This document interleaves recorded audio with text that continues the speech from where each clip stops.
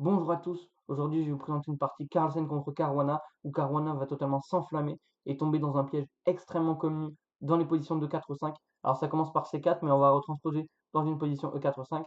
C4 ou 5, on contrôle le centre. Alors C4 c'est une ouverture hyper moderne qu'on appelle, parce que le cavalier, vous voyez, il vient contrôler la case, mais le pion c'est un pion de l'aile qui vient contrôler le centre. C'est pas comme le pion E4 ou D4 qui contrôle physiquement le centre. Là ici c'est un pion de l'aile qui contrôle le centre.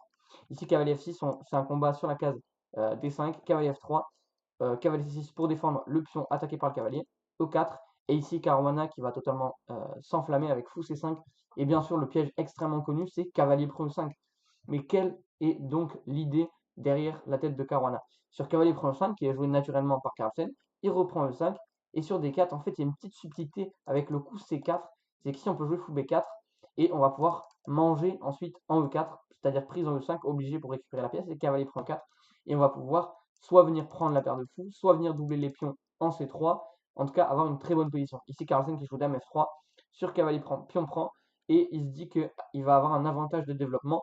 Le fou doit partir, certes, il a un avantage de développement, mais il a une structure complètement déchirée. Ça va être ça les enjeux. Est-ce que l'activité de Carlsen avec sa dame développée, les deux fous qui vont pouvoir très vite se développer, va compenser la structure de pion pourrie ou non? On va voir ça. Fou A5, on garde le clouage ici sur cette diagonale. Fou F4, petit roc et grand roc. Un choix extrêmement bizarre de Carlsen, j'ai envie de dire à première vue, parce qu'on rock du côté où il y a tous les pions, comme ça, où le roi n'est pas du tout en sécurité.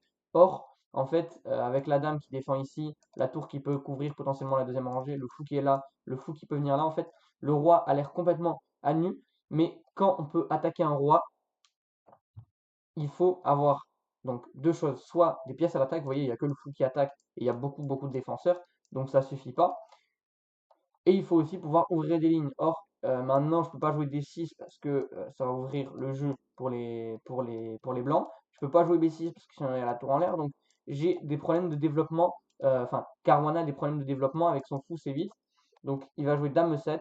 Il va tenter de se développer comme ça. Il va jouer Roi B2, Tour B8 pour justement sortir de l'alignement. Fou D3, développement classique de Carlsen et qu'il a toutes ses pièces en jeu. Lui, il lui manque encore deux coups pour avoir le fou au niveau de la grande diagonale. Et justement, il va jouer B5. Et c'est là où justement, Caruana va se libérer et va pouvoir ouvrir les lignes sur le roc. Et là, voilà, ça va commencer à être dangereux parce qu'il y a le fou qui attaque. La dame est pas trop loin, la tour est pas trop loin. La tour F8 peut aussi se rejoindre au combat. Le fou peut se rejoindre au combat ici en même temps en créant des menaces sur l'aile roi de l'autre côté. Le roi est sur l'aile dame parce qu'il a roqué de ce côté.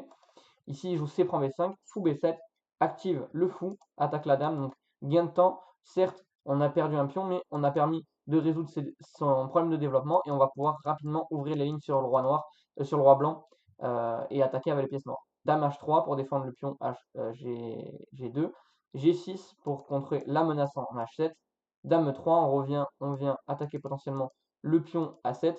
Il joue tour E8, il s'en fiche du pion A7 parce qu'il se dit qu'après fou B6, la dame doit partir, par exemple dame A3, mais après fou C5, par exemple dame prend A7, fou ici, dame admettons A4 ou quoi, ou dame A3, fou C5, la dame doit bouger. On a globalement beaucoup de jeux ici sur le roi noir où ça a juste ouvert des lignes en fait sur le roi blanc, donc c'est assez dangereux d'aller prendre A7. Donc il ne veut pas prendre un deuxième pion, Carlsen, il joue tour E1, il vient défendre et consolider son pion E5. Fou C6, on vient mettre de la pression ici en se servant du clouage. A4, A6, on vient renforcer la pression. Fou G5. Et ici, fou prend C3. Un autre coup où Caruana s'enflamme complètement. Il va sacrifier son fou. Mais bien sûr, vous vous doutez bien, tout est bien calculé. Et après, fou prend. Après, roi prend. Dame A3. Et la dame va s'infiltrer. Et ici, il va y avoir une perpétuelle. Roi D2. Dame B4 échec. Roi E2. Dame G4 échec. Donc on ne peut pas mettre la dame ici parce que si on perd la dame. Et on ne peut pas aller en F1. Sinon, il y a fou prend G2. Et je vous laisse calculer la suite. C'est un mat forcé. Ici, roi D2, dame B4, roi E2, dame G4 et dame B4.